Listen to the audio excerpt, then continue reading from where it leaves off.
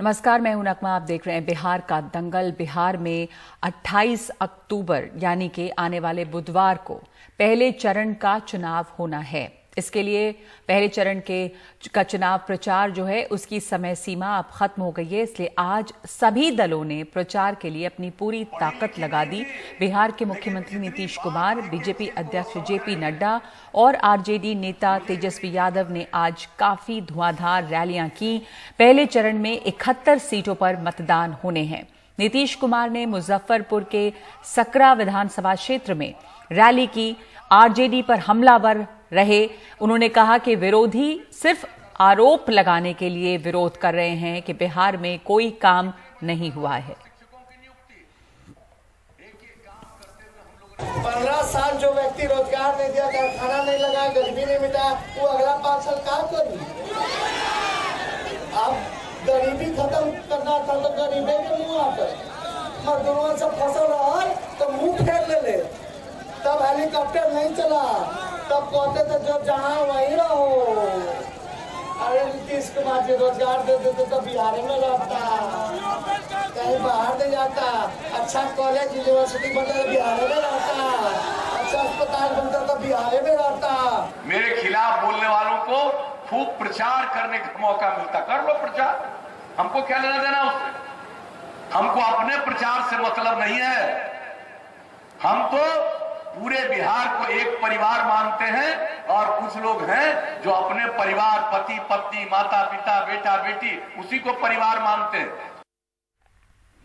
तेजस्वी यादव ने आज अपने बड़े भाई तेज प्रताप यादव के चुनाव क्षेत्र हसनपुर में भी रैली की है। इस रैली में बड़ी भीड़ उमड़ी है, जैसा कि तेजस्वी यादव की कई रैलियों में देखा गया है, कई जनसभाओं में देखा गया है। यहां पर तेजस्वी ने कहा है कि ये जनता की लड़ाई है, इसमें जीत जनता की होगी। ये लड़ाई कोनो तेजस्वी और नीतीश जी की नहीं है, ये लड़ाई मोदी जी और लालू जी की नहीं है। ये लड़ाई तानाशाह सरकार और गरीब जनता के बीच है, और लालू यादव, तेजस्वी यादव, तेज प्रताप यादव गरीब जनता के साथ खड़ा है इस लड़ाई में। और मुझे विश्वास है कि इस सरकार और जनता के जो लड़ाई है इसमें जनता की जीत सुनिश्चित है, जनता का सरकार बनना तय है। तो तेजस्वी यादव काफी उत्साहित नजर आ रहे हैं इस भीड़ से जो उमड़ रही है उनको सुनने के लिए। बक्सर के डुमरांव में एक चुनावी सभा को संबोधित करते हुए चिराग पासवान ने एक बार फिर कहा कि 7 निश्चय योजना में जिस भी व्यक्ति ने भ्रष्टाचार किया है, चाहे वो अधिकारी हो या मुख्यमंत्री, उसे जेल भेजा जाएगा। बीजेपी सांसद और स्टार कैंपेनर रवि किशन ने चिराग के बयान को गलत बताया और कहा कि ऐसे बयान सिर्फ हेडलाइन बनाने के लिए दिए जा रहे हैं। मैंने अपने घोषणा पत्र में मैंने लिखा है, अपने घोषणा पत्र में मैंने इसका जिक्र किया है कि 7 निश्चय में जितना भ्रष्टाचार हुआ है, जो घोटाला हुआ है, भले वो किसी अधिकारी ने किया हो या मुख्यमंत्री ने स्वयं किया हो, लोजपा की सरकार बनते ही जांच करवाई जाएगी और सबको जेल भेजा जाएगा। जीतने के लिए, हेडलाइन के लिए कुछ भी बोल देना, ये कोई बात नहीं। किस बारे में, किस लिए जेल जाएंगे? क्या किया? एक दाग नहीं है उनके ऊपर, 15 साल में एक कलंक नहीं, कुछ नहीं बनाया उन्होंने अपने लिए, इसलिए जेल जाएंगे। ईमानदारी की नेतागिरी करें, ईमानदारी के मुख्यमंत्री रहें तो जेल जाएंगे। ये कौन सी भाषा हुई? बिहार को पहले जानो ना, खाली बोल देना चुनाव जीतने के लिए कुछ हो। ऐसे मुख्यमंत्री के बारे में ऐसा आरोप गलत बात है, उनको माफी मांगनी चाहिए। और बीजेपी चिराग पासवान के अंदरूनी रिश्तों पर लगातार चल रहे कयासों को आज कुछ और हवा मिली। बीजेपी सांसद तेजस्वी सूर्य ने चिराग पासवान की अच्छी खासी तारीफ की है। चिराग जी पार्लियामेंट में मेरे सहयोगी है, बहुत ऊर्जावान नेता है। पार्लियामेंट में भी बिहार के जो मुद्दे हैं उसके ऊपर बहुत श्रद्धा के साथ, स्टैटिस्टिक्स के साथ उसका बात रखते हैं। वो बहुत क्लियर कर चुका है उसका स्टैंड क्या है। I wish him the very best.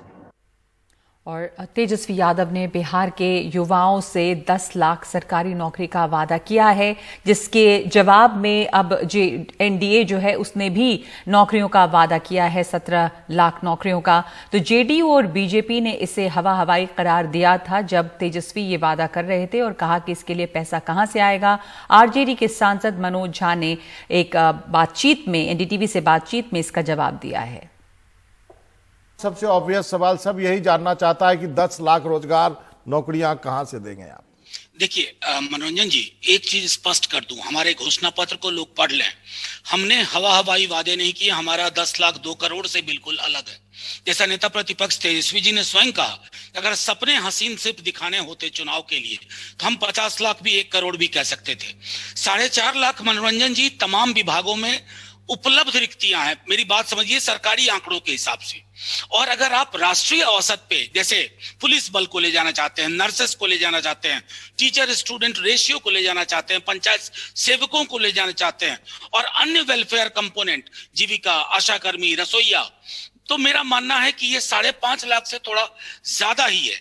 और ये हम विशुद्ध सरकारी नौकरियों की बात कर रहे हैं, हम वैसी कॉन्ट्रैक्चुअल सिस्टम की बात नहीं कर रहे हैं जो संभवतः कृषि में आधुनिकीकरण के बाद या फूड प्रोसेसिंग इंडस्ट्री जो हमारा ख्वाब है उसके बाद आएगा। तो जो लोग ये सवाल कर रहे हैं मूलतः वो बिहार के चरित्र को नहीं समझ पा रहे हैं और हम पे डाउट करके बिहार के युवाओं के स्वाभाविक सरोकार का अपमान कर रहे हैं। मैं समझता हूं ईश्वर उन्हें सद्बुद्धि दे।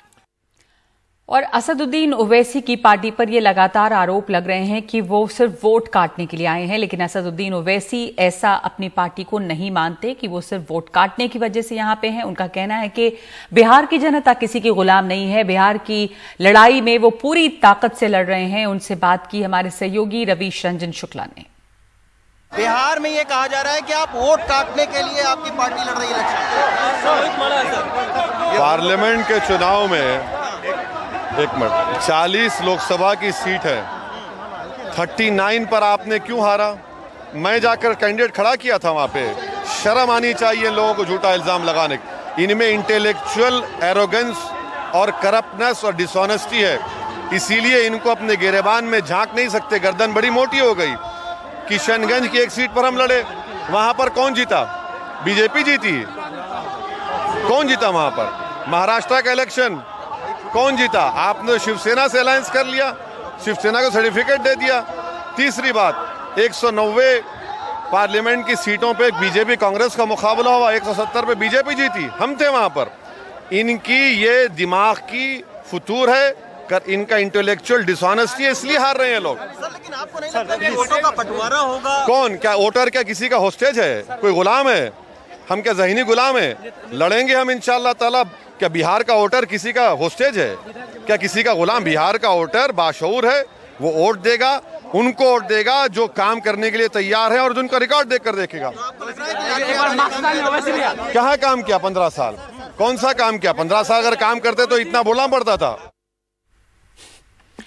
तो 15 साल अगर काम किया जाता तो फिर इतना बोलना नहीं पड़ता। ओवैसी ये कह रहे हैं कि बहुत गंभीरता से चुनाव लड़ रहे हैं वो बिहार में। एक ब्रेक लेंगे इस वक्त। ब्रेक के बाद बेगूसराय के चुनावी चौपाल पर एक नजर।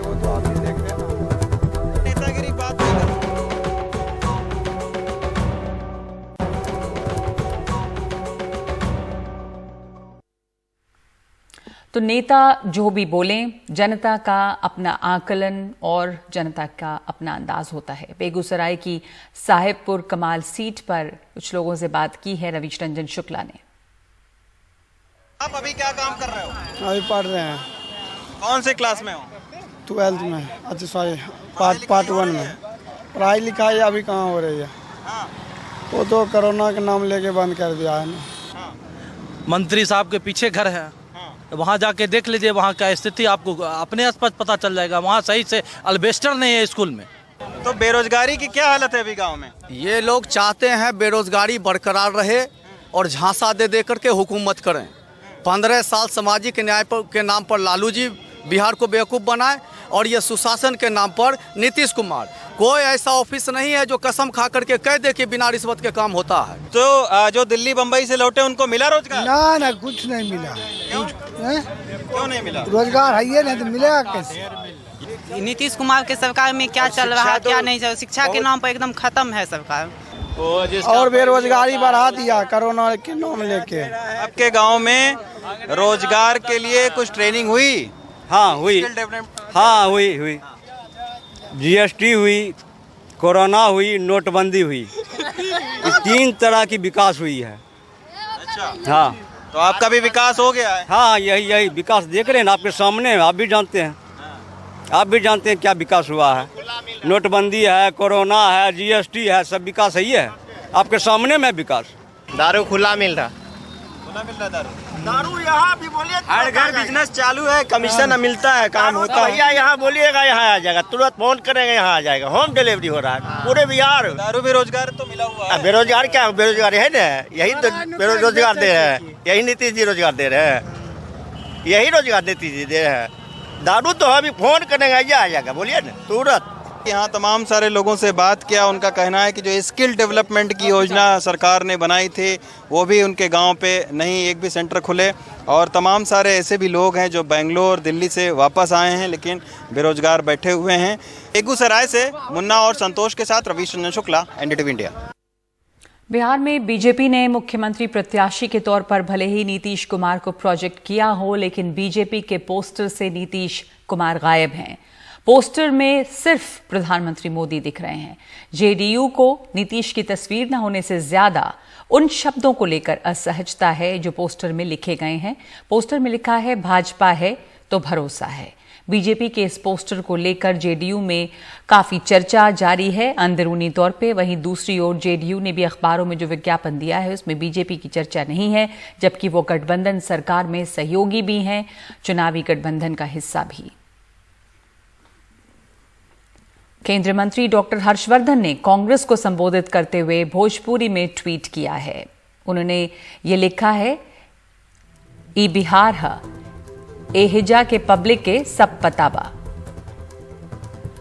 एहिजा पब्लिक के पप्पू ना बना सकेला कोई।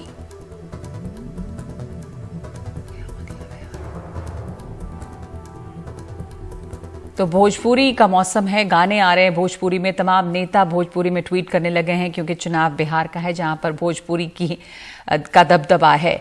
तो बिहार के दंगल में आज के लिए इतना ही। नमस्कार।